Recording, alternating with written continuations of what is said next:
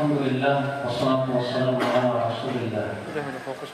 Nabiyina Muhammadin wa alihi wa sahbihi wa man walah. Wa asyhadu an la ilaha illallah wahdahu la syarika lah. Wa asyhadu anna Muhammadan abduhu wa rasuluh. Allah Ta'ala fi kitabihil karim, ya ayyuhalladzina amanu taqullaha haqqa tuqatih wa la tamutunna illa wa antum muslimun. Amma ba'd. Ikhwatul iman, alhamdulillah, kita bersyukur kepada Allah atas limpahan karunia dan nikmat yang Allah berikan kepada kita, terutama nikmat Islam dan nikmat iman, dan yang tidak kalah besar lagi yaitu nikmat di atas sunnah. Karena nikmat di atas sunnah adalah nikmat yang luar biasa. Banyak mereka yang bisa katakan muslim tapi tidak mau mengikuti sunnah Nabi Sallallahu Alaihi Wasallam. Sementara alhamdulillah kita diberikan oleh Allah semangat untuk mengikuti sunnah Nabi Sallallahu Alaihi Wasallam di dalam kehidupan kita, di dalam ibadah kita, dalam akidah kita, dalam muamalah kita dan yang lainnya. Semaksimal mungkin kita untuk ittiba, itu mengikuti jejak kaki Rasulullah Sallallahu Alaihi Wasallam. Ikhwatal iman, a'azzakumullah. Karena sesungguhnya ya akhi, Rasulullah Sallallahu Alaihi Wasallam telah mengabarkan bahwa umat Islam ini akan berpecah belah. Dalam hadis-hadis yang sahih, di antaranya hadis yang diriwayatkan oleh Imam At-Tirmidzi dan yang lainnya, bahwa Rasulullah sallallahu alaihi wasallam bersabda, "Sataftariqu ummati ala 73 firqah." Umatku akan berpecah belah menjadi 73 golongan. Kulluhum finnar, semuanya dalam api neraka illa wahidah, kecuali satu. Siapa mereka? Dalam riwayat yang lain, wahiyal jamaah, ia adalah al-jamaah. Dan dalam riwayat yang lain disebutkan ma ana alaihi wa ashabi. Hakikat jamaah itu adalah yang aku dan para sahabatku di atasnya. Berarti manhaj yang diridhai oleh Allah hanyalah manhaj yang dititi oleh Rasulullah dan siapa? Para sahabatnya. Siapa yang mengikuti selain manhaj Rasulullah dan para sahabatnya, maka kita bisa pastikan itu adalah manhaj yang menyimpang. Yang tidak mau mengikuti manhaj Rasulullah dan para sahabatnya, kita bisa pastikan bahwa itu manhaj yang menyimpang. Kenapa? Bukankah yang membawa kebenaran berupa Islam itu adalah Rasulullah SAW dan disampaikan kepada para sahabat? Dan bukankah para sahabat yang menyampaikan Islam itu kepada kita, menyampaikan kepada generasi setelahnya tentang apa yang dipahami oleh Rasulullah SAW dari Al-Quran dan apa yang dipraktikkan oleh Rasulullah SAW? Maka kalau ada orang yang berkata kita tidak butuh sahabat, maka orang seperti ini, ikhwatul Islam, telah menyelisihi ayat-ayat yang banyak yang memerintahkan kita mengikuti para sahabat Rasulullah Sallallahu Alaihi Wasallam. Di antaranya Allah berfirman dalam surah Al-Baqarah, "Fa in amanu bimithli ma amantum bih faqad ihtadaw. Fa in tawallaw fa innama hum fi syiqaq." Jika mereka beriman dengan seperti apa yang kalian imani, kata Al-Imam Ibnu Qayyim mengatakan, jika mereka beriman dengan seperti apa yang kalian di sini ketika ayat turun itulah para sahabat. Jika mereka beriman dengan seperti apa yang kalian imani wahai para sahabat, faqad ihtadaw, sungguh mereka telah mendapatkan hidayah. Fa in tawallaw, tapi jika mereka berpaling, apa yang terjadi? Fa innama hum fi syiqaq, mereka akan terus-menerus berselisih. Berarti di sini Allah mengatakan bahwasanya orang yang tidak mengikuti para sahabat pasti berselisih. Dalam ayat yang lainnya dalam surat At-Taubah ayat 100 Allah mengatakan apa? Was-sabiqunal awwalun minal muhajirin wal ansar walladzina tabauhum bi ihsan radhiyallahu anhum wa radu'an. Dan orang-orang yang pertama kali masuk Islam dari kalangan muhajirin dan ansar dan orang-orang yang mengikuti mereka. Mereka di sini siapa? Muhajirin dan ansar. Dan orang-orang yang mengikuti mereka, apa yang terjadi? Allah ridho kepada mereka, mereka pun ridho kepada Allah.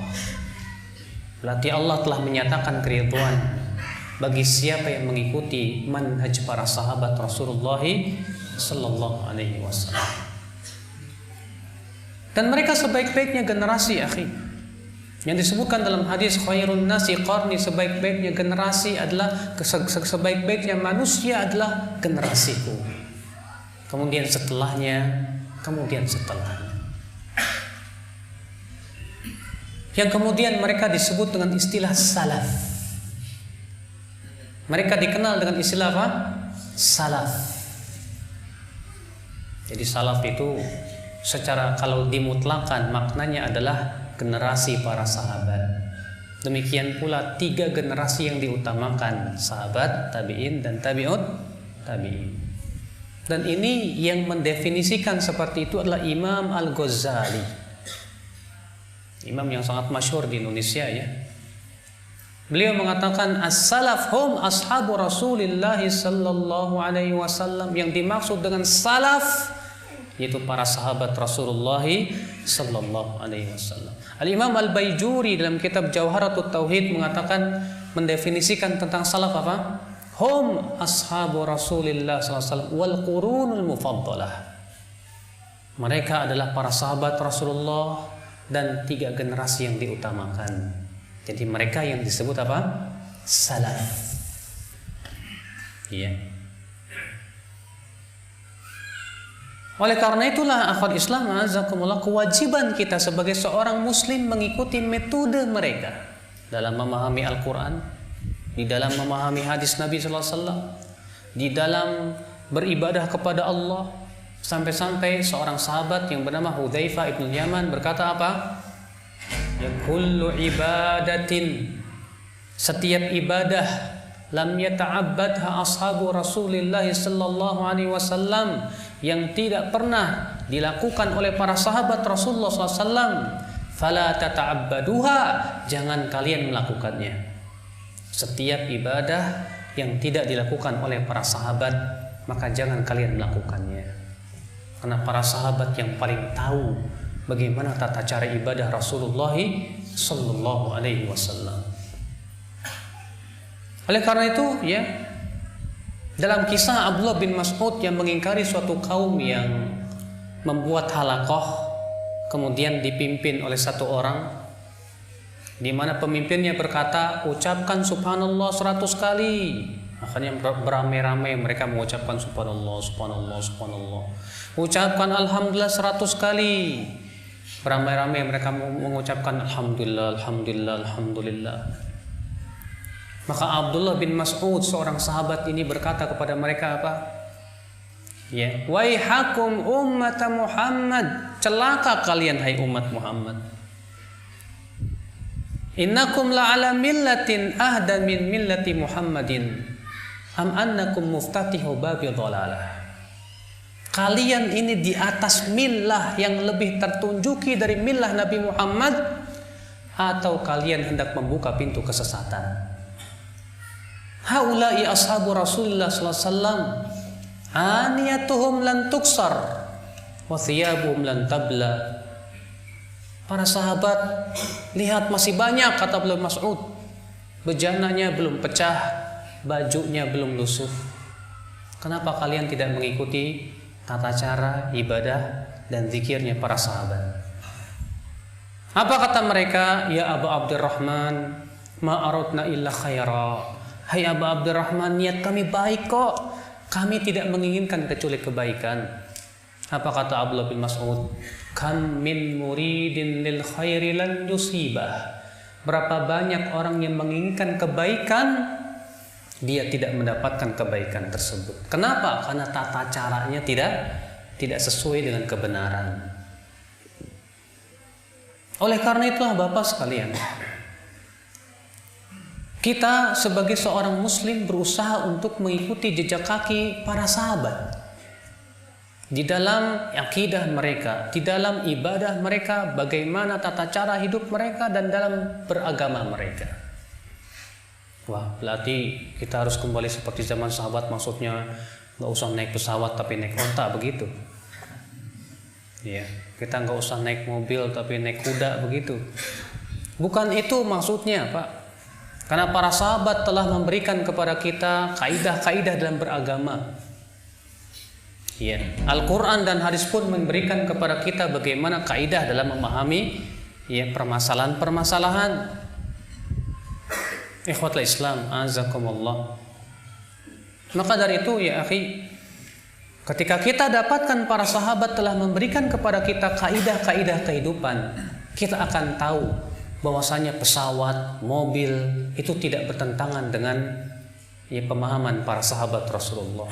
Sebab para sahabat mempunyai keyakinan bahwa yang berhubungan dengan masalah dunia pada asalnya halal.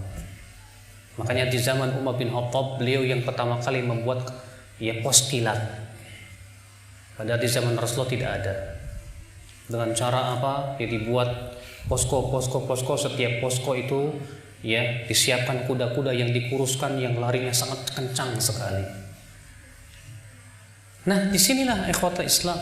Maka para ulama pun berusaha untuk mengikuti para sahabat dari generasi ke generasi. Terlebih imam yang 4, semua sepakat untuk merujuk para sahabat di dalam memahami Al-Quran dan hadis Nabi Sallallahu Alaihi Wasallam. Ini dia Imam Malik mengatakan, lan yasluha amru hadhil ummah illa bima saluha bihi awwaluha.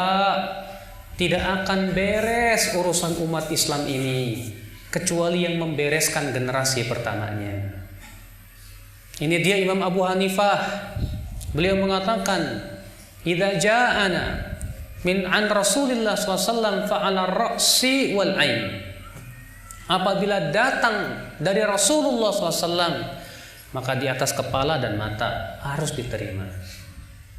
Wa idza ja'ana an sahabati Rasulillah SAW, dan apabila datangnya dari para sahabat, fa'ala ra'si wal ain, harus di atas kepala dan mata. Lihat, Abu Hanifah mengatakan kalau itu datangnya dari para sahabat harus diterima.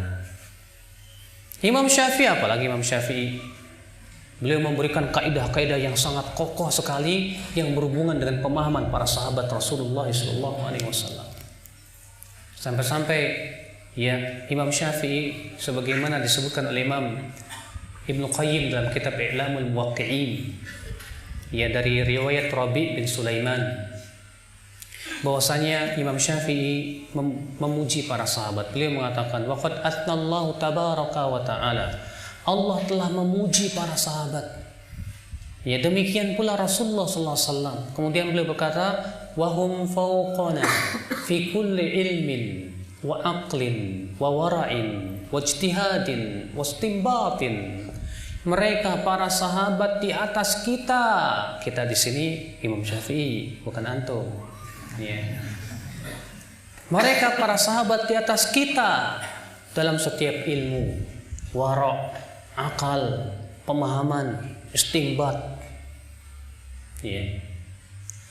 Wa ara'uhum lana Ahmad, dan pendapat mereka lebih terpuji untuk kita, kata Imam Syafi'i. Wa aula lana indana min ara'ina li anfusina, dan mereka pendapat para sahabat lebih layak untuk kita ikuti daripada pendapat kita sendiri. Ini perkataan siapa? Al-Imam Syafi'i rahimahullah. Imam Ahmad bin Hanbal juga mengatakan demikian sama. Beliau berkata dalam kitab Aslus Sunnah, kata beliau, min usuli sunnati indana, di antara pokok-pokok sunnah di sisi kami apa? At-tamassuk bima kana alaihi ashabu Rasulillah sallallahu alaihi wasallam, berpegang kepada apa yang dipegang oleh para sahabat Rasulullah sallallahu alaihi wasallam. Jadi imam yang 4 dari 4 madhab ini, Pak, semua sepakat untuk merujuk para sahabat. Demikian pula Ibnu Hazm Al-Zahiri yang terkenal dengan ulama mazhab Al-Zahiri. Dalam kitab beliau ya Ihkamul Ahkam, saya lupa Al-Ihkam ya, yang berhubungan dengan masalah usul fikih, beliau membawakan fasal khusus tentang wajibnya rujuk kepada pemahaman para sahabat Rasulullah sallallahu alaihi wasallam. Ya akhal Islam, a'azzakumullah. Lalu bagaimana hakikat manhaj para sahabat yang disebut dengan manhaj salaf? Manhaj yang agung sekali. Kalau kita berbicara tentang manhaj ahlus sunnah karena ya para sahabat ini disebut dengan ahlus sunnah wal jamaah, sebagaimana dikatakan Imam Al-Barbahari dalam kitab Syarhus Sunnah. Imam Al-Barbahari berkata, "I'lamu anna al-Islam huwa sunnah wa sunnatihi al-Islam." Ketahuilah Islam itu sunnah dan sunnah itulah Islam. Faminas sunnati luzumul jamaah, dan yang termasuk dari sunnah adalah berpegang kepada al-jamaah. Kemudian beliau berkata, wal asas alladzi tubna alaihil jamaah, pokok yang dibangun di atasnya al-jamaah siapa? Hum ashabu Rasulillah sallallahu alaihi wasallam. Mereka adalah para sahabat Rasulullah sallallahu alaihi wasallam.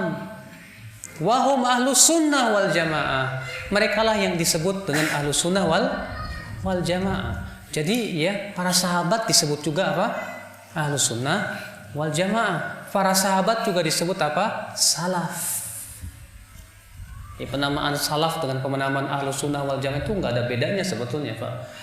Ya, itu juga, cuma beda nama sedikit, tapi maksudnya itu juga.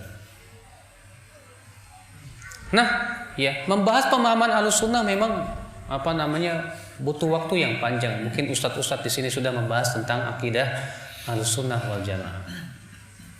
Namun manhaj ahlus sunnah atau salaf yang dipegang oleh para sahabat ini luar biasa.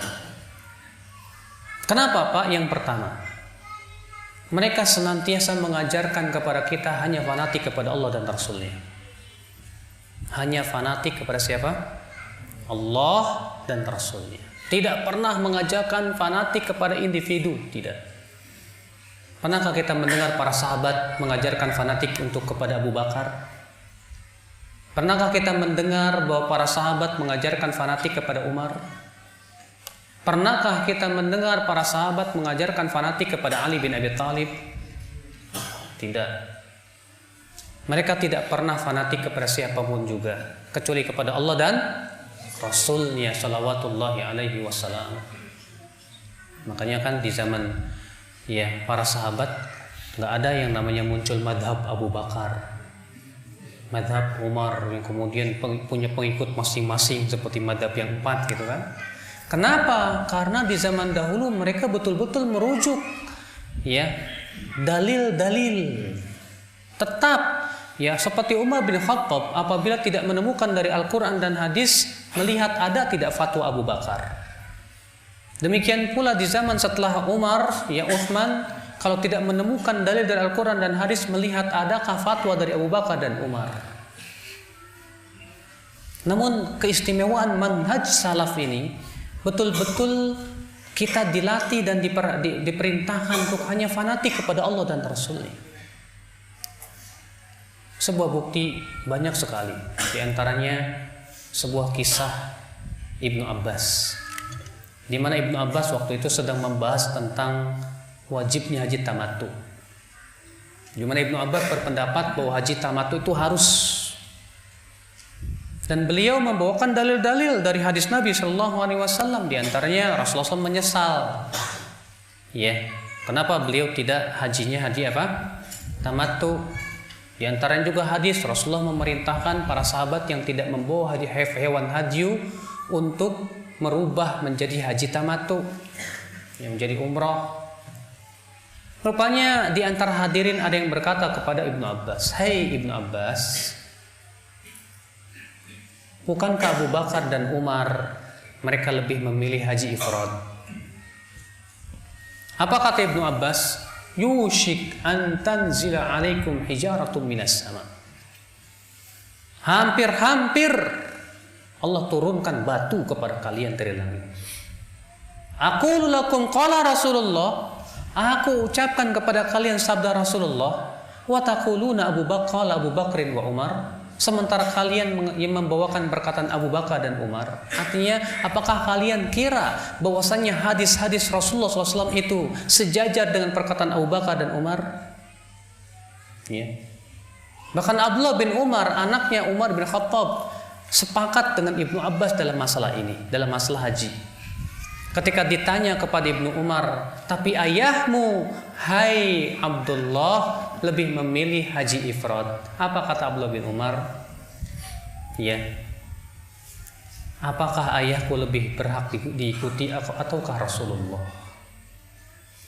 Apakah ayahku yang lebih berhak diikuti atau siapa? Rasulullah. Inilah Pak, ya.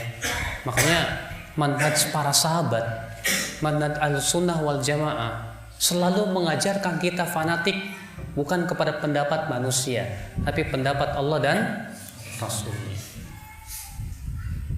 Sementara selain al-sunnah wal jamaah menganjurkan kita untuk fanatik kepada fulan dan fulan, fulan dan allan. Jauh berbeda. Nah, sehingga akhwat Islam, ya, perbedaan prinsip ini mau tidak mau pasti akan menimbulkan kontroversi. Ketika yang satu lebih fanatik kepada madhab, yang satu fanatiknya kepada Allah dan Rasulnya, pasti akan terjadi apa? Ya, perbedaan persepsi. Makanya ikhwatul Islam azakumullah, dan sebetulnya ya,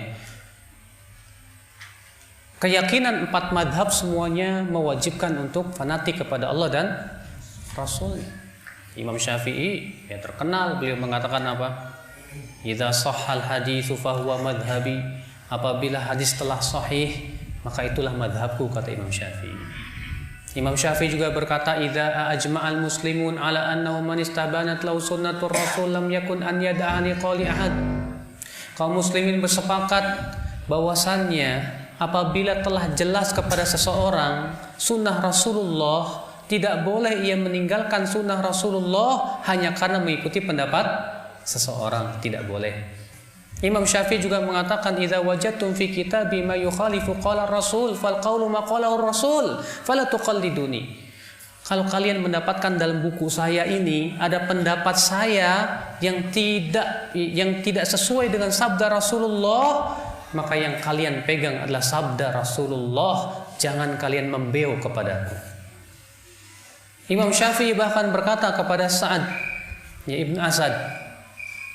Waktu itu Sa'ad bin Asad berkata kepada Imam Syafi'i, ya, bagaimana pendapatmu hai Syafi'i tentang hadis-hadis ru'yah, artinya terlihatnya Allah nanti di hari kiamat?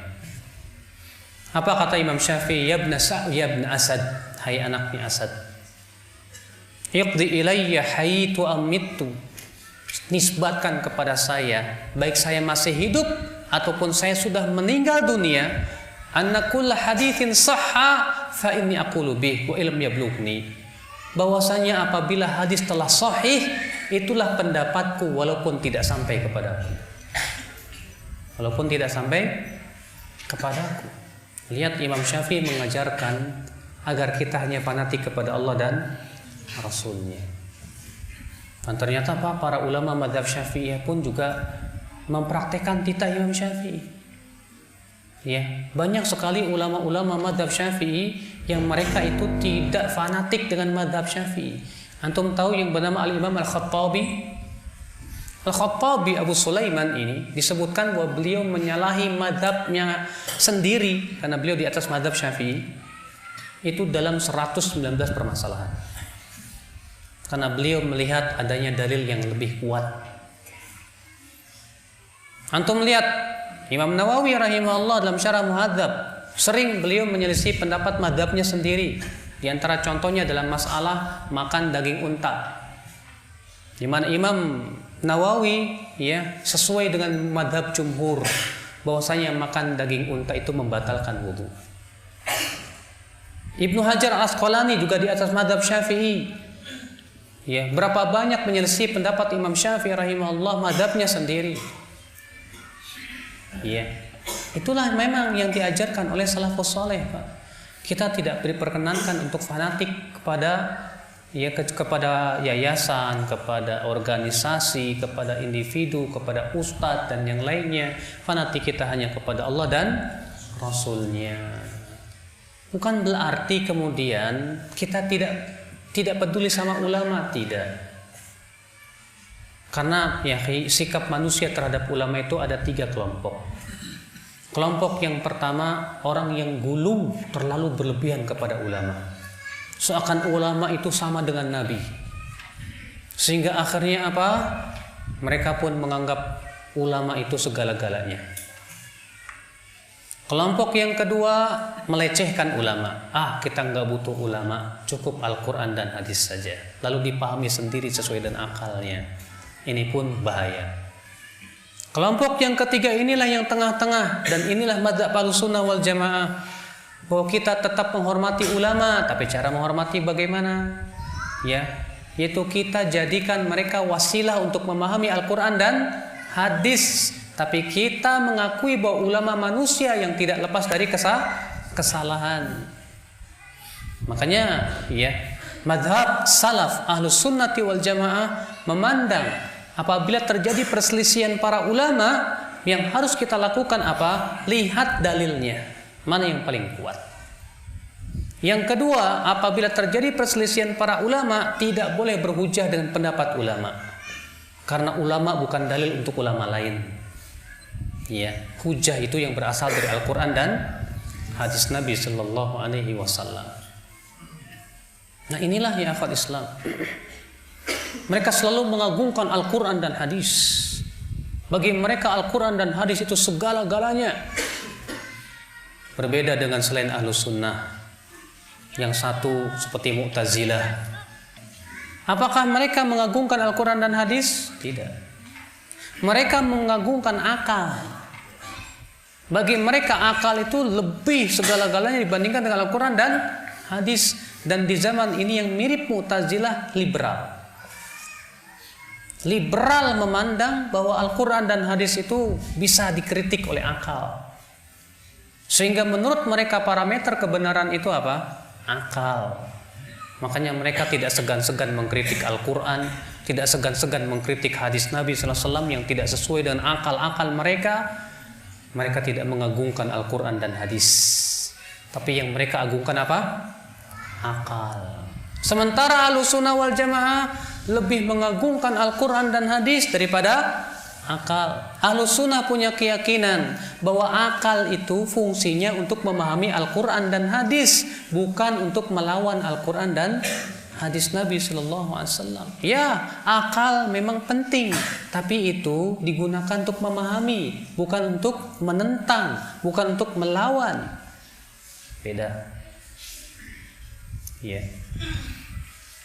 Sementara sebagian lain, Pak, seperti orang-orang Syiah, apakah mereka mengagungkan Al-Quran dan hadis?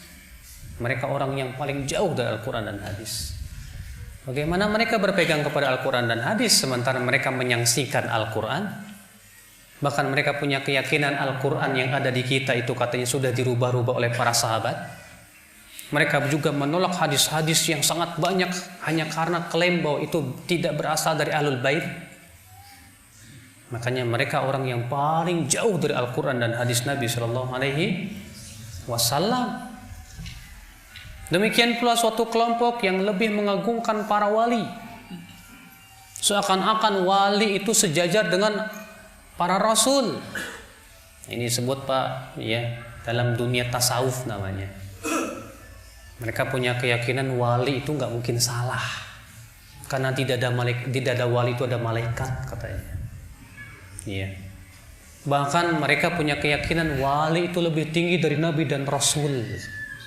Sampai-sampai di antara mereka ada yang berkata, maqamun nubuwati fil barzakhi fuwaiqar rasuli wa dunal wali. Kedudukan nabi di alam barzakh itu di atas rasul, di bawah wali. Jadi menurut mereka yang paling tinggi wali, setelahnya nabi, setelahnya Rasul. Jadi Rasul paling apa? Paling rendah. Sementara kita Ahlussunnah punya keyakinan yang paling tinggi apa? Rasul. Setelahnya apa? Nabi, baru wali. Sama mereka dibalikin, wali. Ya. Subhanallah. Makanya mereka mengatakan orang yang sudah sampai kepada derajat wali tidak ada keharusan untuk mengikuti para nabi. Tidak perlu ngikutin syariat, kata mereka. Bahkan mereka meledek para ahli hadis. Apa kata mereka? Kalian ini sanadnya dari mayat ke mayat. Haddatsana fulan. Si fulan sudah mati. Dari fulan. Udah mati juga. Dari fulan sudah mati. Sedangkan kami dari hidup ke hidup. Haddatsani qalbi an Jibril an Rabbi.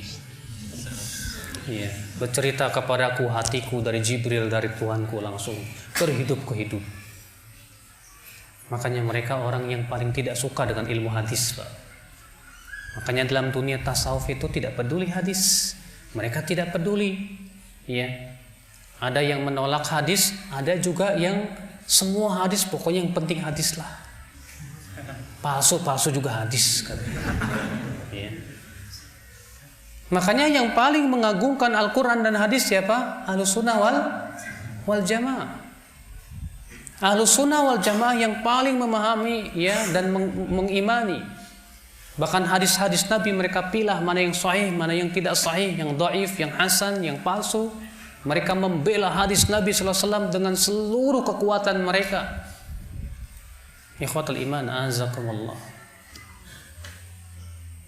Maka dari itu ya akhi, ini manhaj yang telah diajarkan oleh para sahabat Rasulullah SAW, itu mengagungkan Al-Quran dan hadis, dan hanya fanatik kepada Al-Quran dan hadis.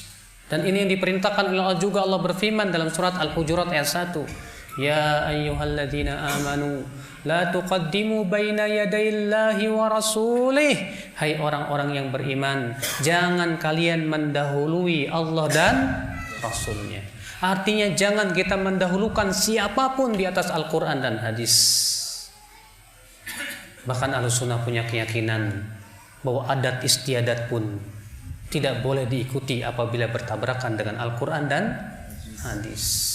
Beda Pak dengan sebagian kaum muslimin tradisional yang lebih mengagungkan adat daripada syariat. Seakan-akan adat segala-galanya sudah. Apa yang dikatakan oleh sepuh-sepuh, para sesepuh, makanya kan ada sandiwara sawar sepuh.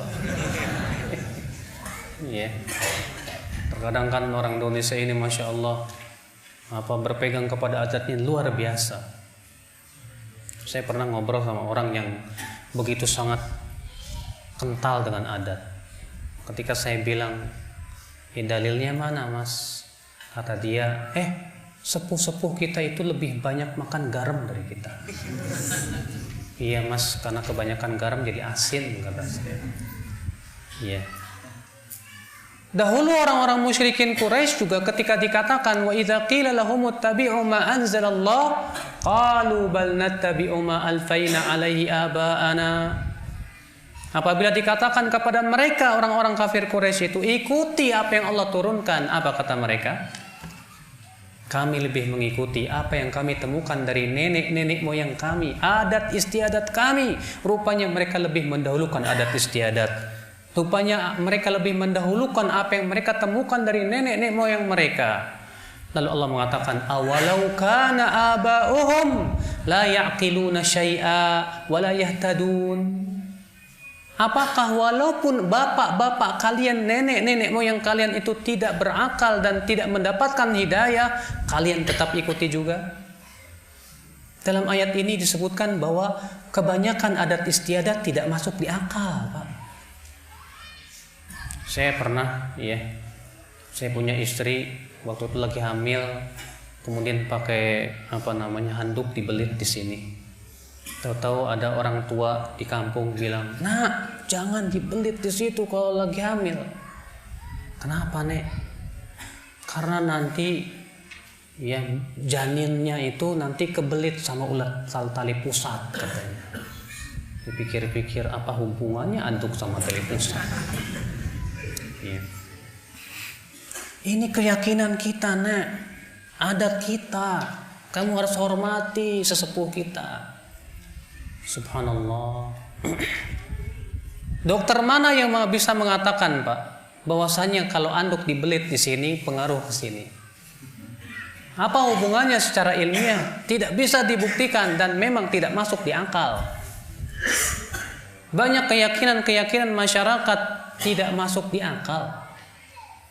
Apalagi untuk mendapatkan hidayah berupa dalil. Di masyarakat kita masih punya kepercayaan, Pak, hari-hari sial. Bahkan ada orang mau menikah saja dihitung-hitung dulu harinya tuh. Nama suami kamu calonnya siapa? Dihitung. Wah, nggak cocok ini. Ya ilaha illallah. Ada lagi punya keyakinan hari sial, Pak. Saya waktu itu dekat desa saya, ada sebuah desa memang di situ tradisional sekali. Mereka punya keyakinan bahwa hari Selasa itu hari sial. Jadi kita nggak boleh aktivitas pada waktu itu. Dan anehnya kampung sebelahnya bukan hari Selasa, Pak, hari Rebo. Kampung sebelahnya lagi Sabtu. Waduh. Kalau Senin sampai Rebo sial terus puyeng juga. Padahal kesialan itu hanya milik Allah. Coba akal pikiran kita nalar kemana? Masa hari bisa memberikan kesialan? Yang bisa memberikan kesialan hanyalah Allah. Apa salahnya hari? Hari diciptakan oleh Allah. Dia bergulir dengan perintah Allah Rabbul Izzati wal Jalal. Maka dari itulah ya Ahlussunnah wal Jamaah punya keyakinan bahwasannya setiap adat istiadat yang bertentangan dengan Al-Qur'an dan hadis, maaf, kita tidak bisa memakai dulu. Adat yang seperti apa yang boleh dilaksanakan dalam syariat? Para ulama memberikan perincian dan syarat-syarat.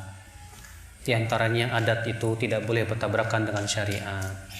Di antaranya adat itu boleh diamalkan dalam perkara yang tidak ada batasannya dalam syariat.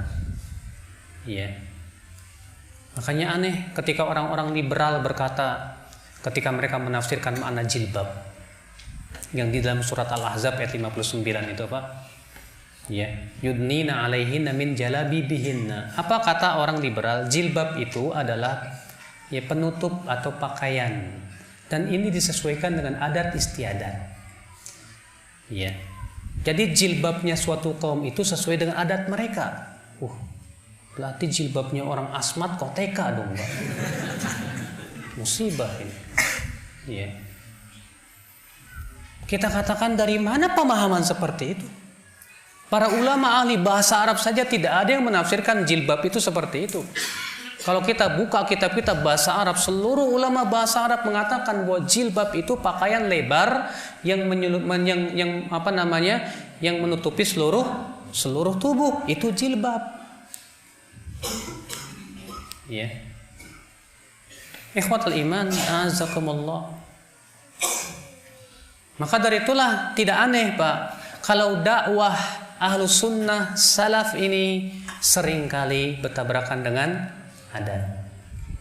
Karena adat terkadang seringkali berbau sesuatu yang syirik, terkadang syirik. Ya, mengkeramatkan nenek moyang. Terkadang ada orang bangun rumah saja itu, ya, lagi bangun rumah itu pakai apa itu di atap tuh, atau digantungin sesuatu itu katanya.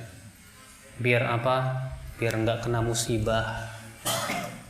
Ya, untuk menghormati leluhur dan yang lainnya, masya Allah. Padahal itu sesuatu yang tidak pernah diajarkan oleh Rasulullah, bahkan itu kesyirikan.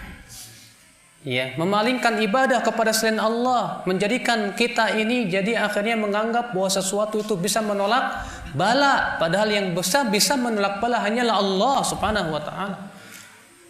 Bukankah Allah berfirman, "Qul la amliku li nafsi naf'an wa la dharran illa ma syaa Allah." Katakan, hai Muhammad, aku tidak memiliki untuk diriku manfaat dan mudarat kecuali apa yang Allah kehendaki. Rasulullah saja ketika hidupnya tidak bisa memberikan manfaat dan mudarat, apalagi sudah meninggal dunia. Ikhwatul iman, a'azzakumullah.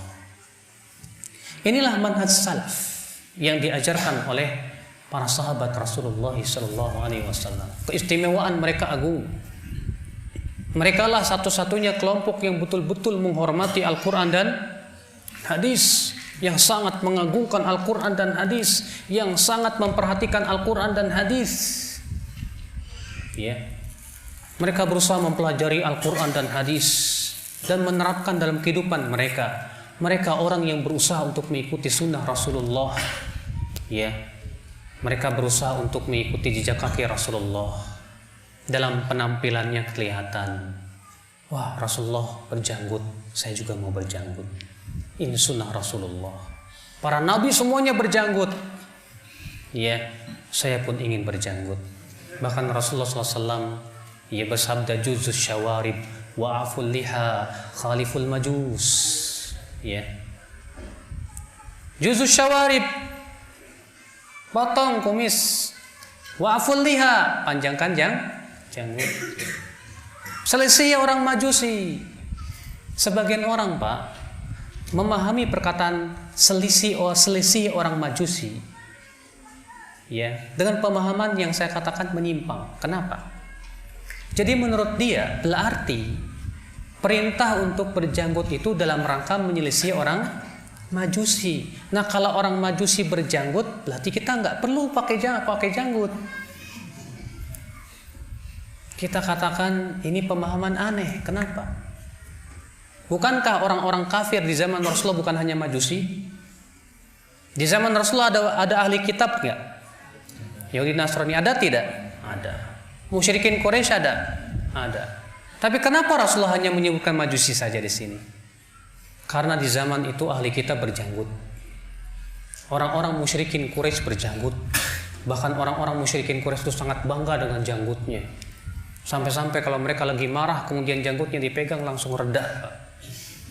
Saking bangganya dengan janggut itu. Ya. Tapi orang Majusi beda sendiri. Mereka klimis, habis janggutnya, kumisnya digedein gitu. Ya. Dan ini menyelisih fitrah. Karena Rasulullah mengatakan janggut itu termasuk fitrahnya laki-laki. Nah, kenapa Rasulullah hanya mengatakan selisih orang Majusi? Kenapa Rasulullah tidak mengatakan secara umum selisih orang-orang kafir? Tidak. Karena ahli kitab pada waktu itu pakai janggut sesuai fitrah. Orang-orang musyrikin Quraisy pun juga memelihara janggut sesuai fitrah. Tapi orang Majusi ini tidak sesuai fitrah. Nah, kalau orang Majusi kembali kepada fitrah, masa umat Islam menyelisih fitrah? Tidak diperbolehkan tentunya. Maka kita umat Islam ya yang mengikuti para nabi pun berusaha bagaimana bisa mengikuti Rasulullah. Oh, Rasulullah ternyata pakaiannya cingkrang. Ya. Sebutkan dalam hadis bahwa Utsman bin Affan keluar dalam keadaan kainnya itu di atas mata kaki, bahkan pertengahan betis. Sambil berkata, demikianlah dahulu pakaian Rasulullah begini. Bahkan disebutkan dalam hadis yang diriwayatkan oleh Imam Ad-Darimi bahwa Rasulullah pernah melihat seorang sahabat memakai pakaian kain yang sampai melabuh ke tanah, tertutup. Dikejarnya oleh Rasulullah sampai-sampai Rasulullah kecapean. Ya. Kemudian Rasulullah bersabda, "Irfa izarak." Angkat kainmu itu, angkat. Apa kata sahabat ini? Ya Rasulullah, ya inna rukbata inni ahnaf, ini rajulun ahnaf. Hai Rasulullah, saya ini seorang laki-laki yang kakinya X begini. Wa inna rukbataya tastok, dan bahwasanya dua dengkul saya ini suka beradu, jalannya X begini. Saya malu hai Rasulullah. Saya nggak mau kelihatan aib saya. Apa kata Rasulullah? Ya, kullu khalqillahi hasan, irfa izarak. Setiap ciptaan Allah itu indah, angkat kainmu. Sebagian orang ada yang mengatakan bahwa larangan isbal itu kalau sombong. Kalau tidak sombong boleh. Lalu bagaimana dengan hadis tadi? Orang ini tidak ada niat sombong. Orang ini bahkan niatnya supaya tidak kelihatan apa? Aib, cacatnya. Tapi kenapa Rasulullah SAW tetap memerintahkan, bahkan tidak memberikan uzur? Bahkan Rasulullah mengatakan setiap ciptaan Allah itu bagus. Iya. Tetap disuruhnya oleh Rasulullah SAW menaikkan. Ikhwatul Islam, azakumullah. Tapi kan ada hadis bahwasanya Abu Bakar berkata kepada Rasulullah, "Ya Rasulullah, inna izari yastarhi." Ya, sarung saya ini suka merosot. Wah, ini ata'ahadu, tapi saya berusaha untuk menjaganya jangan supaya merosot. Kata Rasulullah apa? Inna kalasta mimman yaf'alhu khuyala. Hai Abu Bakar, kamu melakukan itu bukan karena sombong. Ada yang mengatakan dari hadis ini berarti kalau sombong itu tidak, kalau tidak sombong boleh. Kita katakan ini pemahaman yang aneh. Loh, kok bisa begitu? Sekarang Abu Bakar, Pak, ketika isbal yang kainnya melorot itu sengaja apa enggak? Tidak, buktinya Abu Bakar mengatakan saya berusaha untuk menjaga jangan sampai merosot. Masa dibedakan yang sengaja diperosotin? Masa disamakan dengan seperti itu? Tidak bisa. Yang kedua, Rasulullah mengatakan, hai Abu Bakar, karena kamu melakukan itu karena tidak sengaja, kamu tidak melakukan itu karena berarti kata para ulama, sombong itu kalau sengaja diperosotin. Kalau tidak sombong, kalau dia tidak sengaja, berarti tidak sombong. Dan ini sesuai dengan riwayat Abu Daud, di mana Rasulullah SAW bersabda apa? Kata Rasulullah SAW, "Iyyak wal isbal, fa innahu minal makhilah." Jauhi oleh kamu isbal, karena isbal itu sendiri termasuk kesombongan. Ya. Cuman Pak, di zaman ini jenggot cingkrang itu identiknya dengan teroris, Pak. Kebetulan yang suka ngebom katanya berjenggot cingkrang. Tambah lagi ISIS juga berjenggot cingkrang. Belum lagi yang ada di Nigeria tuh. Ya, katanya mereka itu orang-orang salafi juga. Mungkin salahnya salafinya salah pilih kali, Pak. Ya. Akhirnya lagi-lagi kena jenggot cingkrang. Ya. Sehingga orang kalau ngelihat bapak berjenggot di atas mata kaki, awas ISIS nih. Kalau bapak punya istri bercadar, ISIS nih. Saya waktu kemarin ke Medan sama istri, ya di bandara begitu. Ya, penjaganya bilang awas ISIS, katanya. Cuekin aja. Ini kenyataannya kalau Islam, azakumullah. Padahal jenggot itu sunnah Rasulullah. Cingkrang itu sunnah siapa?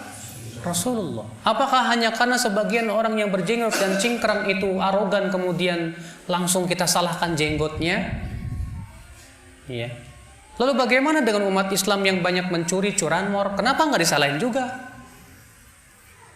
Bahkan yang cingkrang diketawain, orang yang pakai celana setengah paha dibiarin. Ya. Saya punya teman di Jakarta diledek sama orang, Pak, banjir ya katanya. Gara-gara celananya cingkrang, Pak. Kebetulan yang ngomong itu celananya pendek. Situ lebih dalam banjir.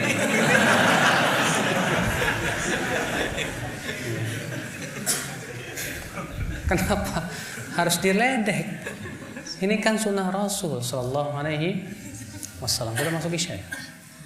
Baik, kita sholat Isya dulu. Nanti setelah sholat Isya kita buka tanya jawab. Nah. Alhamdulillah wassalatu wassalamu ala Rasulillah. Nabiyina Muhammadin wa alihi wa sahbihi wa man wala. Asyhadu an la ilaha illallah wahdahu la syarika lah wa asyhadu anna Muhammadan abduhu wa rasuluh wa ba'd. Sudah kita sebutkan tadi bahwa manhaj salaf itu hakikatnya adalah yang dibawa oleh Rasulullah dan para sahabat. Karena salaf itu sebagaimana didefinisikan oleh Imam Ghazali, mereka adalah para sahabat Rasulullah sallallahu alaihi wasallam.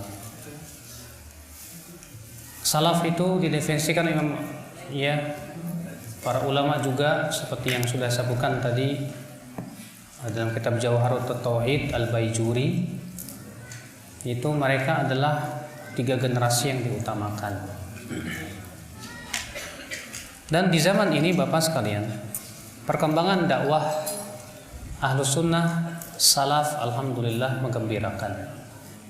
Hampir di seluruh negeri dakwah untuk memurnikan kembali kepada memurnikan Islam dan kembali kepada Al-Quran dan Hadis telah menyeruak di negeri-negeri.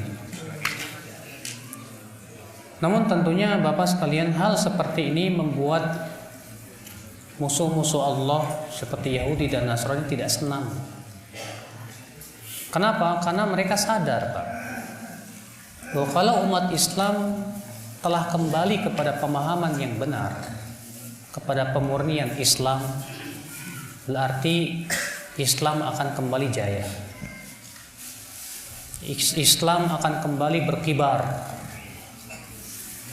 sebagaimana dahulu di zaman para sahabat, para tabi'in, para tabi'un tabi'in. Ketika kaum muslimin mengagungkan Al-Quran dan Hadis, Allah jayakan mereka. Maka mereka berpikir bagaimana caranya supaya dakwah sunnah ini tidak berkembang. Maka yang mereka lakukan, mereka lancarkan apa Pak? Yang pertama, mereka menyokong habis-habisan pemikiran-pemikiran yang sesat. Yang paling utama adalah Syiah. Karena Syiah itu yang paling benci kepada Ahlussunnah wal Jamaah. Syiah Rafidhah yang ada di Iran terutama. Mereka punya keyakinan, orang-orang Syiah Rafidhah itu, bahwa yang menyakiti Ahlussunnah itu sebuah perkara yang agung. Makanya mereka sokong orang-orang Amerika, Uni Soviet, Cina-nya sangat mendukung. Kenapa? Karena ini untuk memerangi dakwah Ahlussunnah yang terus melebar, terus merebak. Dan ini sebuah tantangan tentunya akal Islam. Dan kita sebagai yang berusaha untuk kembali kepada Al-Quran dan Hadis dan ingin memelihara kemurnian agama ini pun tidak boleh tinggal diam. Kita harus berdakwah, kita harus mengajak manusia, kita harus sampaikan kepada manusia tentang al-haq dan kebenaran. Dan kemudian kita sibukkan dengan menuntut ilmu dan menyampaikan kepada kaum muslimin. Setiap kita harus berdakwah, setiap kita berpikir bagaimana saya bisa mengajak orang lain. Bayangkan kalau ada di tempat sini, satu orangnya bisa mengajak 10 orang saja. Dan setiap 10 orang mengajak 10 orang lain, luar biasa. Harus ada semangat Pak untuk berdakwah, menyelamatkan kaum muslimin dari akidah yang berbahaya yang bisa merusak. Apalagi kita tahu terutama di Pulau Jawa, di Indonesia juga, kristenisasi itu luar biasa. Saya dikabarkan oleh Ustadz Khalid Samudi bahwa di Merapi sana ada sebuah perkampungan yang tadinya 90% Muslim, sekarang berubah 90% non-Muslim. Banyak yang murtad, dan pemurtadan itu luar biasa. Kenapa kaum muslimin banyak murtad, Pak? Apakah karena miskin? Itu diantara faktornya. Yang paling besar faktornya karena kosongnya keimanan. Ketika iman mereka luluh, ketika iman mereka lemah, ketika disodori dunia, mereka mau menukar akidah dengan dunia. Tapi kalau kaum muslimin akidahnya kuat, disodori berbagai macam perhiasan dunia tidak akan bergeming, Pak. Makanya dari itulah ikhwatul Islam azakumullah, disinilah fungsi kita. Kita yang alhamdulillah sudah merasakan nikmatnya Islam, nikmatnya iman, sudah menuntut ilmu di majelis ta'lim. Jangan berkata, yang penting saya sudah selamat. Tapi kita berpikir bagaimana menyelamatkan saudara-saudara kita yang menjadi incaran-incaran empuk orang-orang Kristen, demikian pula orang-orang Syiah. Kita selamatkan mereka, ajak mereka kepada kebenaran. Ini yang kita pikirkan Bapak sekalian. Justru terkadang kita sesama Ahlus Sunnah sendiri sibuk untuk mencari kesalahan saudara-saudara kita sesama Ahlus Sunnah. Ya. Sampai akhirnya di masyarakatnya banyak orang yang nggak sholat, di masyarakatnya banyak berbuat syirik, tapi sibuknya apa? Fulan sururi, fulan saruri, fulan apa lagi, ya. Akhirnya apa yang terjadi? Semakin pecah. Padahal tetangganya yang nggak sholat nggak didakwahi, tetangganya yang berbuat syirik tidak didakwahi. Kenapa dakwahi dulu? Itu yang sangat besar itu. Ya. Yang sangat disayangkan menurut saya adalah perkara yang seperti ini. Kita dakwahkan ya kepada tauhidullah jalla wa ala. Jangan mudah untuk menuduh si fulan itu ahli bid'ah kecuali dengan sesuatu yang telah nyata. Karena banyak di antara kita, maaf saja Pak, terkadang adanya perselisihan masalah ijtihadi saja. Masalah yang sifatnya apa? Ijtihadi, yang diklaim itu sebagai sebuah manhaj yang tidak boleh disalahi. Ikhwatul iman, a'azzakumullah. Maka dari itulah ya akhi, setiap kita harus berdakwah. Syekh bin Baz berkata, kewajiban berdakwah di zaman ini bukan hanya kewajiban para ulama. Bahkan setiap muslim harus berdakwah. Di zaman ini yang penuh dengan apa? Kebodohan. Setiap antum harus mau berdakwah. Maksudnya dakwah di sini bukan jadi ustadz ceramah kemana-mana, bukan. Tapi setidaknya antum mengajak keluarga antum ajak itu ya teman-teman sekantor antum ajak itu teman-teman yang ada desa antum, ajak ke pengajian, suruh mereka dengar tentang apa? Ya, kajian yang hak. Mudah-mudahan mereka mau kembali. Nah ini akal Islam, azakumullah wa iyyakum. Iya, sebab apabila kita berpangku tangan dan semua kita mengatakan udahlah yang penting saya ngaji, lalu siapa yang akan menyelamatkan agama kita ini dari ancaman-ancaman yang ingin menghancurkan agama kita ini kalau bukan kita? Ikhwatul Islam, azakumullah. Apalagi antum tahu sendiri, media di zaman ini yang menguasai siapa? Yahudi. Dan umat Islam ini sangat mudah terpengaruh oleh media. Jangankan yang belum ngaji, banyak udah ngaji pun sama juga. Sibuk di internet. Ya.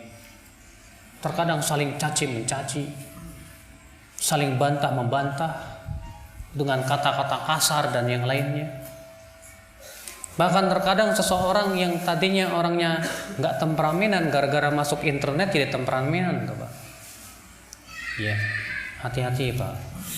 Maka dari itulah kita sebagai seorang muslim gunakan media itu untuk betul-betul menuntut ilmu. Jangan dulu masuk di dalam ranah dialog, debat dan yang lainnya Pak. Jangan dulu. Jangan dulu kita masuk ranah dialog, debat dan yang lainnya. Siapa kita? Kita ini terkadang ya kalau sudah masuk ranah debat, dialog, wah kayaknya rame ini. Padahal kita baru ngaji aja setahun 2 tahun, Al-Quran belum kita kuasai, hadis belum kita kuasai, kita belum baca kitab Sahih Bukhari, Muslim, Abu Daud, Tirmizi. Masih banyak kitab ulama yang belum kita pelajari, tapi kita sudah pandai berdebat. Padahal kata para ulama terdahulu apa? Man futiha lahu babul jadal, ughliqa alaihi babul amal. Siapa yang dibukakan kepadanya pintu berdebat, akan ditutup darinya pintu beramal. Jauhi Pak. Bapak sudah hafal berapa hadis? Arba'in Nawawiyah aja nggak hafal-hafal. Tapi udah jago ya mentahdir orang, Masya Allah. Ya. Bapak sudah belajar berapa ayat Al-Quran yang sudah Bapak pahami? Coba perhatikan. Ya. Lihat para ulama terdahulu, mereka sibuk dengan apa? Ilmu, dan ilmu. Coba Bapak duduk di majelisnya para ulama di zaman sekarang ataupun yang sudah meninggal dahulu yang pernah duduk, Syekh bin Baz, Syekh Utsaimin.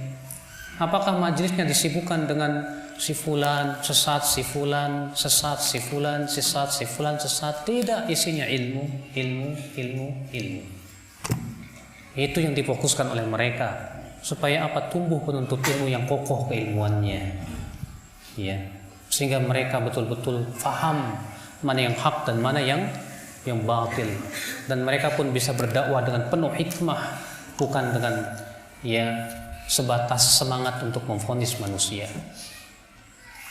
Ikhwatul iman, azakumullah. Kemudian akhi, yang penting kita, yang perlu dan sangat kita butuhkan di zaman era seperti ini, globalisasi, kita butuh akhlakul karimah. Akhlak. Jangan Anda katakan akhlak itu yang penting saya akidahnya bagus, kalau akhlak nomor 18. Tidak bisa. Karena Rasulullah mengatakan akmalul mu'minina imanan hasinum khuluqa. Orang yang paling sempurna imannya siapa? Yang paling baik akhlaknya. Berarti akhlak yang baik itu menunjukkan kepada akidah yang baik dan keimanan yang baik. Kalau imannya baik, saya yakin akhlaknya pun baik. Makanya Rasulullah orang yang paling baik akidahnya, maka beliau pun yang paling baik akhlaknya.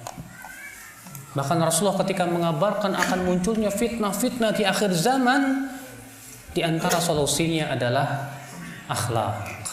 Kata Rasulullah, taji'ul fitnah fayaqulul mu'min, nanti akan datang fitnah, seorang mukmin akan berkata apa? Hadhihi muhlikati, ini yang akan membinasakanku. Tsumma tankashif, kemudian fitnah itu pun pergi. Tsumma taji'ul fitnah, lalu datang fitnah lain. Fayaqulul mu'min hadhihi wa hadhihi, seorang mukmin berkata, ini yang akan membinasakanku. Lalu Rasul bersabda apa? Faman arada an yuzahzaha 'anil nar wa yudkhalal jannah, siapa yang ingin diselamatkan dari api neraka dan dimasukkan ke surga, falta'tihi maniyatuh wa huwa yu'minu billahi wal yaumil akhir, hendaklah kematian mendatangi dia dalam keadaan beriman kepada Allah dan hari akhirat. Kemudian apa? Wal ya'ti ilan nas bima yuhibbu an yu'ta ilaih, dan hendaklah ia mendatangi manusia sebagaimana ia suka untuk didatangi dengannya. Antum suka enggak kalau ada orang datang ke antum dengan wajah berseri-seri? Suka tidak? Antum suka enggak kalau ada ketemu sama teman kok wajahnya abus? Tahu enggak abus? Abus cemberut. Suka enggak? Kalau kita suka orang lain tersenyum kepada kita, kita pun harus suka tersenyum kepada dia. Kalau kita suka orang lain sopan santun kepada kita, kita pun harus sopan santun kepada dia. Itu yang diperintahkan oleh Rasulullah di akhir zaman, Pak. Di akhir zaman kita mendatangi manusia sebagaimana kita suka untuk didatangi dengannya. Itulah yang diperintahkan. Maka dari itu ya akhwat Islam, akhlakul karimah di zaman ini penting sekali.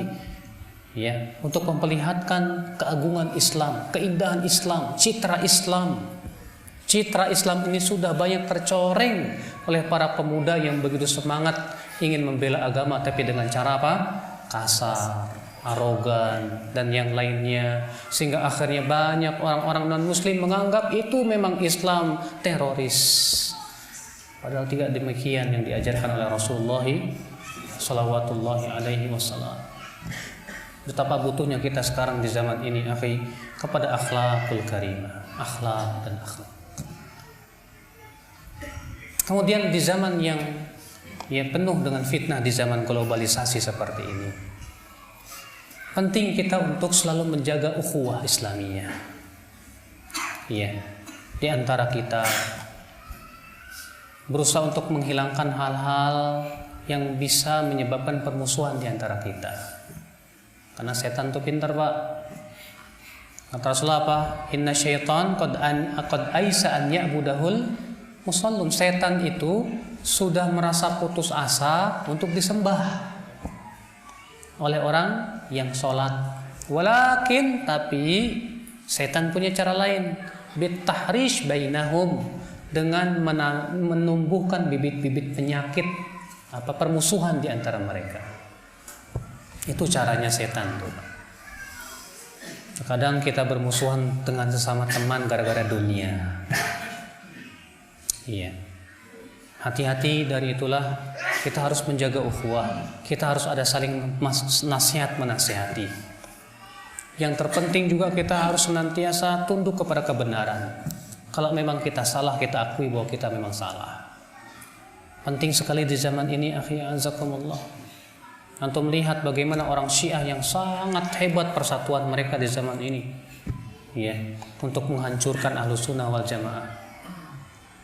Maka dari itu, ini yang harus kita perhatikan juga dalam era globalisasi yang kita lihat luar biasa ini.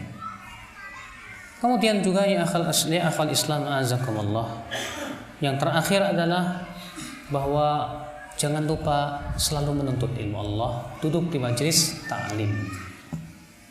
Jangan disibukkan oleh berita-berita sana sini simpang siur, jangan. Antum tahu Umar bin Khattab, sebagaimana diriwayatkan Bukhari dalam sahihnya, pernah bercerita, adalah aku dan tetanggaku saling bergantian menuntut ilmu ke Rasulullah. Hari ini aku pergi, maka tetanggaku yang mengerjakan ladangku. Besok dia pergi, aku yang akan mengerjakan ladang dia.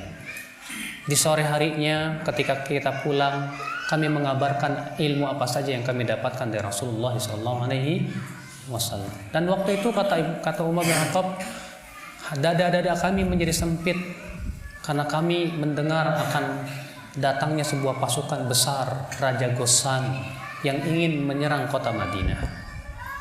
Syekh Abdul Malik Ramadhani ketika memberikan faidah dari hadis ini, beliau mengatakan, perhatikan, ya, ketika mereka mendengar kabar bahwa Raja Ghassan hendak menyerang kota Madinah, mereka tetap tidak lepas dari menuntut ilmu.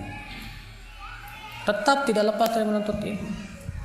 Sementara kita terkadang habis waktu kita untuk ngikutin berita ini, berita sana, berita ini, berita sana. Bahkan terkadang kita sendiri jadi ketakutan, Mas. Iya. Maka jangan kita sibukkan dengan hal-hal seperti itu. Kita sibukkan dulu terus menuntut ilmu, gali ilmu, dan mengajak manusia kepada kebaikan. Ya, sehingga pada waktu itu langkah kita pun, perjuangan kita pun sesuai dengan ilmu dan tuntunan para ulama itu yang sangat penting sekali. Terutama antum para pemuda, akhi, segera mendekat kepada para ulama, yang supaya kita perjalanan kita ini betul-betul dibimbing oleh para ulama yang hak, yang benar, bukan ulama-ulama su ataupun orang-orang yang diulamakan padahal mereka bukan ulama. Semoga kita termasuk orang-orang yang senantiasa istiqomah di atas kebaikan dan diberikan kepada kita husnul khatimah dan kesabaran di atas sunnah. Amin ya rabbal alamin. Kita buka tanya jawab.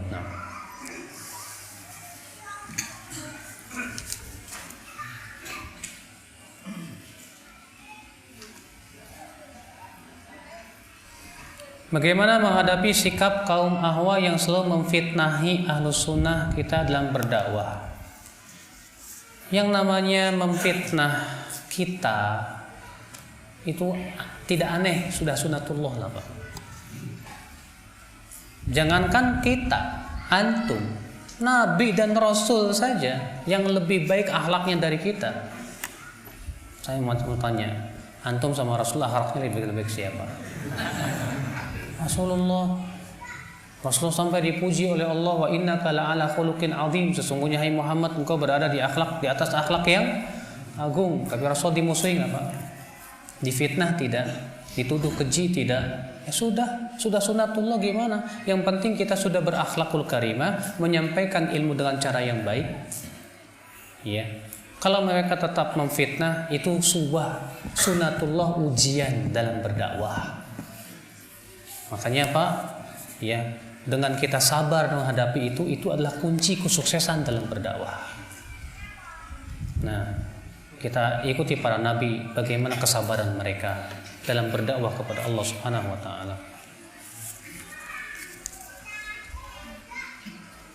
Bagaimana menyikapi orang tua yang kental dengan adat?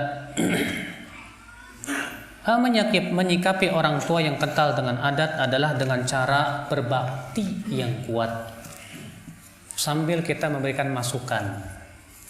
Antum tahu Sa'ad bin Abi Waqqas dipaksa oleh ibunya untuk murtad dari agama Islam. Sampai ibunya bersumpah, aku tidak akan makan, tidak akan minum. Ya, tapi Sa'ad bin Abi Waqqas tetap aja berbakti sama orang tuanya, ditemani ibunya yang gak mau makan dan minum itu. Sampai akhirnya kata Sa'ad, hai ibu, kalau ibu punya 100 nyawa kemudian satu persatu melayang, aku tidak akan mau murtad dari agama ini. Akhirnya ibunya capek makan juga. Iya. Tapi subhanallah, walaupun demikian Sa'ad tetap berbakti kepada ibunya, tetap menemani ibunya, tetap melayani ibunya. Demikian seharusnya kita. Walaupun orang tua kita kelihatannya wah ya sudahlah. Mudah-mudahan dengan bakti kita kepada orang tua ya dan kesabaran saya untuk menghadapi mereka, Allah berikan jalan yang terbaik. Karena Allah berfirman, innallaha ma'as sabirin. Sesungguhnya Allah bersama orang yang sabar.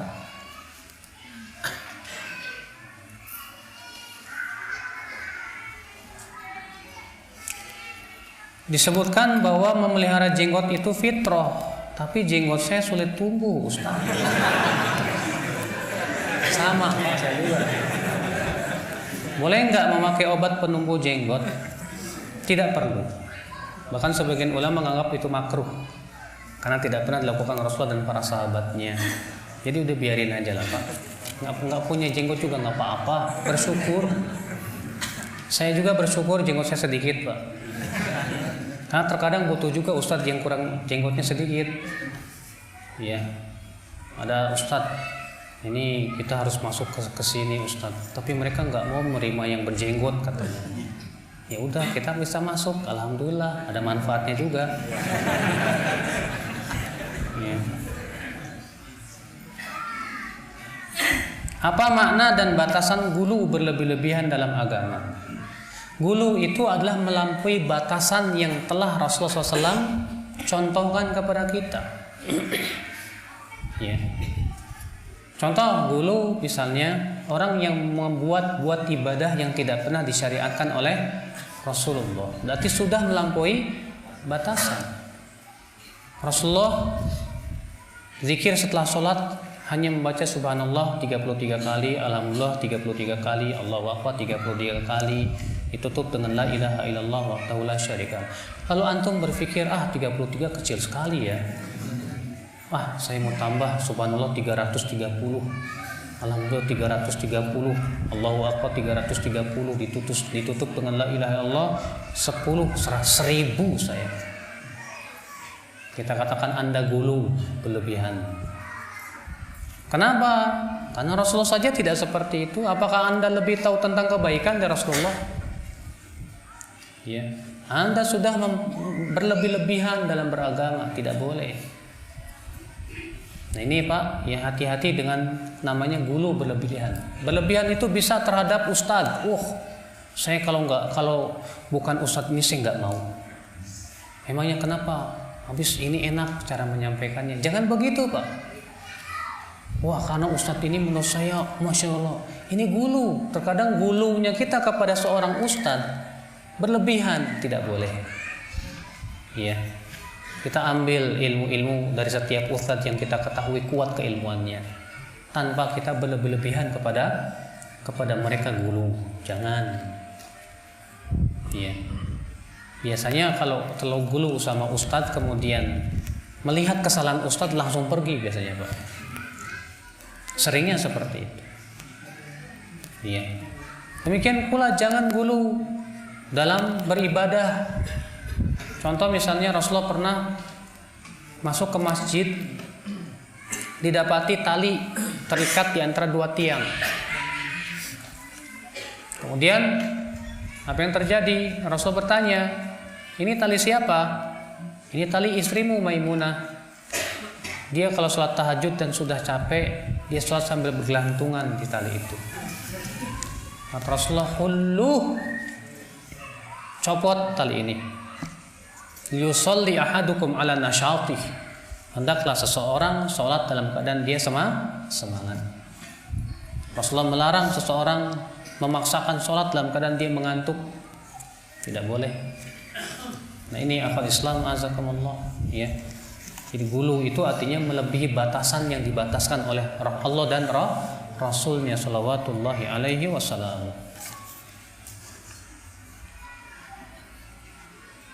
Banyak ulama yang telah bermadhab. Kemudian bagaimana dengan kita? Apakah kita harus juga bermadhab?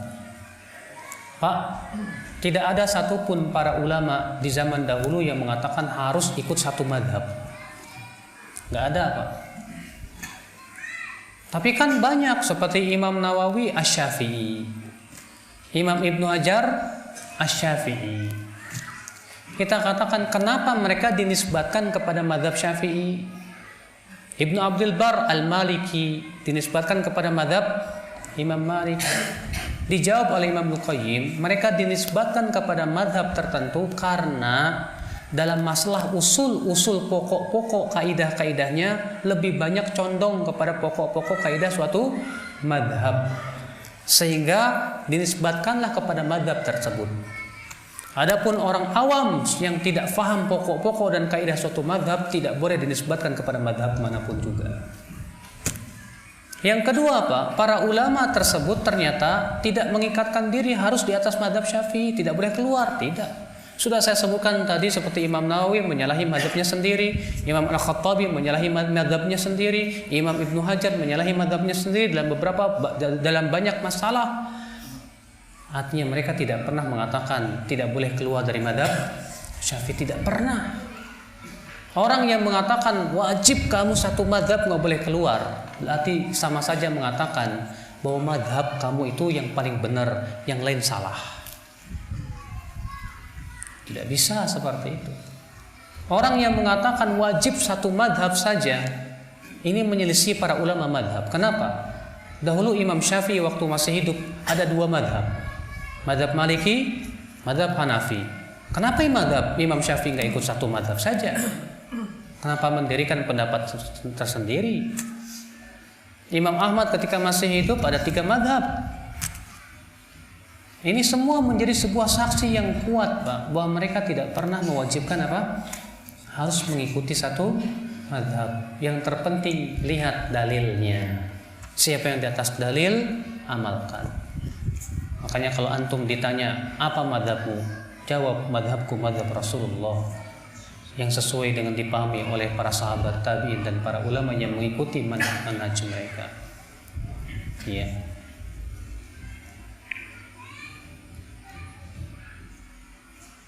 Dikatakan tadi tidak boleh fanatik, tapi kenapa para ulama dahulu bermadhab jika tidak boleh fanatik? Kan sudah saya jawab tadi bahwa para ulama tidak fanatik dengan madhabnya. Bahkan mereka sering menyalahi madhabnya sendiri karena melihat adanya dalil yang lebih kuat. Ya.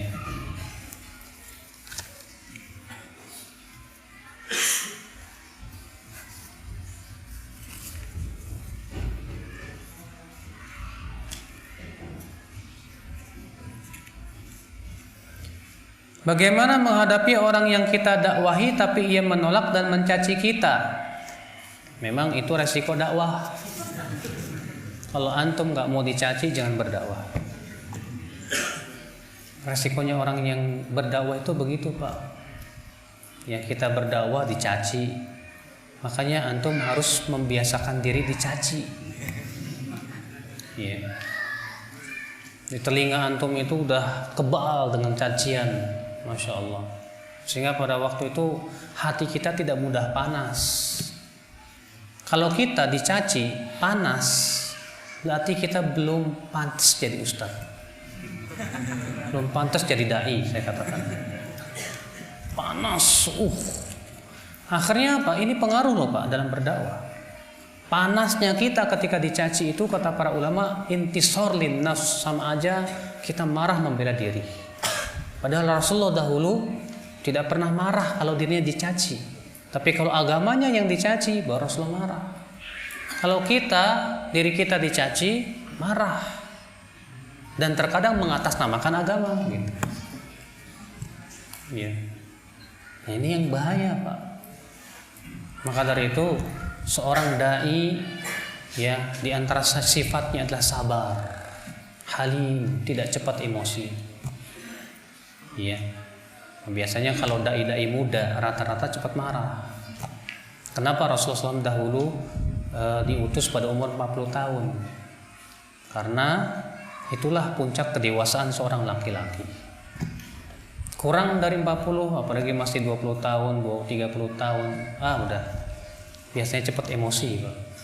Semangatnya mengalahkan ilmu terkadang. Seringnya terjadi begitu, walaupun tidak setiap orang seperti itu. Maka dari itulah siapapun Anda sebagai seorang dai, dahulukan ilmu daripada perasaan, dahulukan ilmu daripada semangat. Kalau Anda berdakwah dicaci, senyumlah. Mudah-mudahan ini menjadi sebuah kebaikan. Antum jangan kalah sama orang-orang Nasrani itu yang sedang membawa misi kristenisasi. Dicaci maki, senyum mereka. Digalakin, tetap mereka bersikap baik kepada kita. Sabarnya minta ampun, Pak. Antum lihat orang-orang kristenisasi dikirim ke Asmat pun bisa mereka. Dengan akhlak, dengan kelembutan, dengan bantuan. Kenapa kita sebagai umat Islam terkadang tidak bisa seperti itu? Termasuk saya sendiri mungkin juga belum bisa.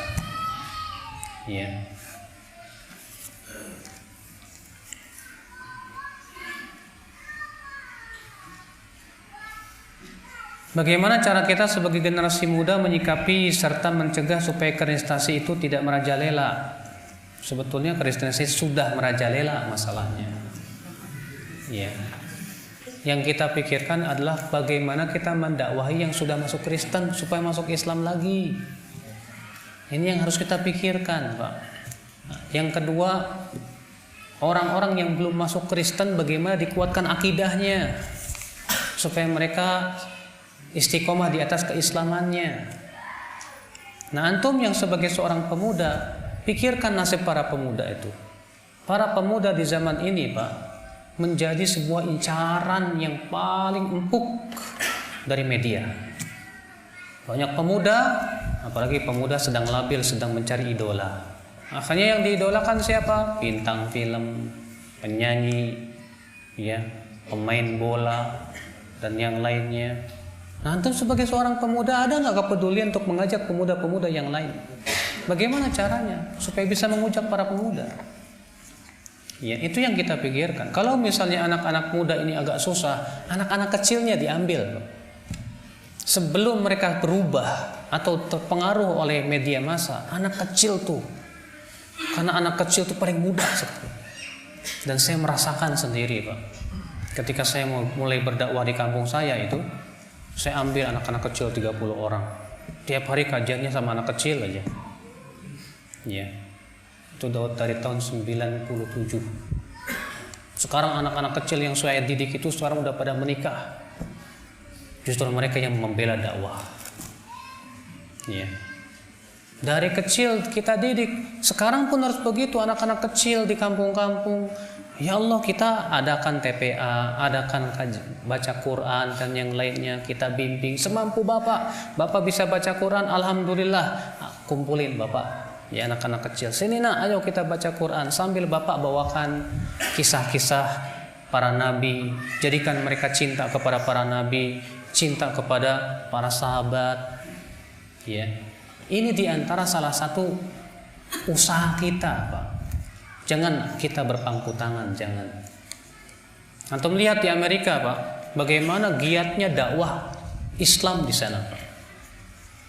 Bahkan mereka turun ke jalan-jalan, Pak, bagi-bagi brosur, memperkenalkan Islam. Kenapa kita tidak seperti itu juga? Karena masalahnya terkadang setelah kita ngaji itu malah semakin melempem kemauan melemah kemampuan berdakwah. Ini sesuatu yang salah. Seharusnya setelah kita ngaji sudah paham, semangat berdakwah semakin berkobar, mengajak orang lain kepada kebaikan.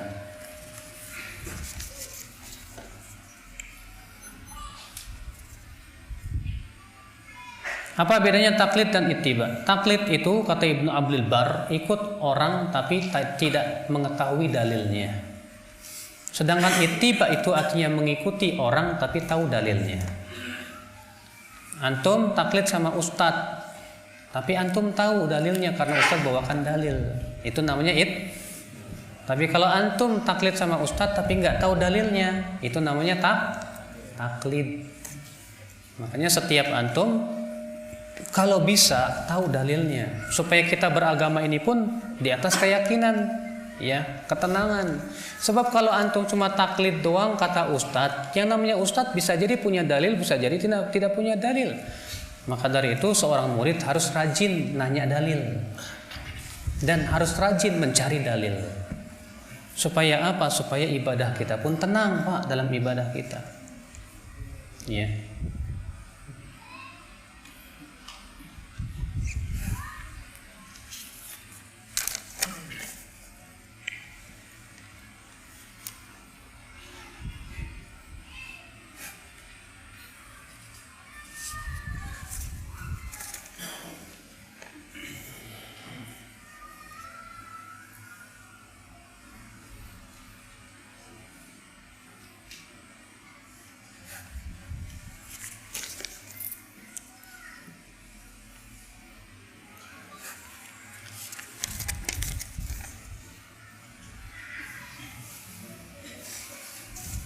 Pertanyaan-pertanyaan fikih ya yang sifatnya detail tidak akan saya jawab. Ada pertanyaan tentang apakah kita harus mengikuti Habib yang diwajibkan oleh Rasulullah kita ikuti siapa? Al-Quran dan hadis. Tapi kan ada hadis, alaikum bi'itrati, hendaklah kalian berpegang kepada itrahku. Itrahku itu adalah ahlil bait. Berarti kalau ahli bait Rasulullah kita harus ikuti. Kita katakan hadis ini jangan dipahami sendiri. Pahami dengan ayat dan Al-Quran dan hadis yang maksudnya kata para ulama yaitu ahlul bait Rasulullah yang mengikuti Al-Quran dan hadis. Adapun kalau ahlul bait Rasulullah itu tidak mengikuti Al-Quran dan hadis alias merubah-rubah syariat, tidak boleh kita ikuti. Makanya disebutkan dalam hadis Nabi SAW akan munculnya fitnah ahlas, ya. Dan Rasulullah mengatakan bahwa fitnah ahlas itu yang pertama kali yang memunculkannya adalah seorang laki-laki dari ahli baitku. Ini menunjukkan bahwa tidak ada jaminan kalau dia ahlul bait pasti benar, belum tentu. Yang di zaman Rasulullah dari ahlul bait siapa?